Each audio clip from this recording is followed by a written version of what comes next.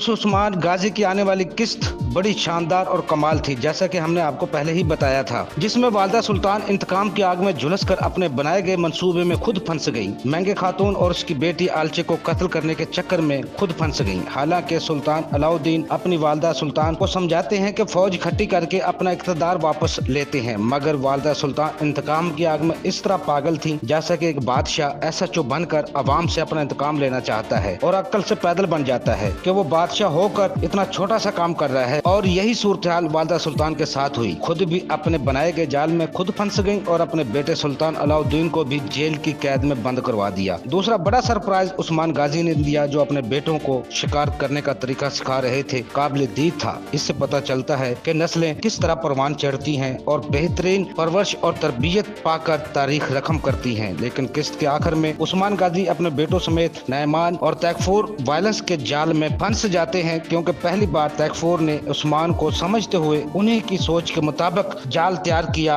और उस्मान बे को फंसा लिया। ये नैमान और तैकफूर की पहली कामयाबी है जिसमें उस्मान अपने बेटों को बचाने के लिए हथियार डाल देते हैं। नाजरीन मदा सोच रहे होंगे कि अब क्या होगा, तो नाजरीन अपने कमेंट्स लाजमी दें, क्योंकि हमें खुशी होगी कि आप हमें सुनते और देखते हैं और अपनी राय से आगाह करते हैं।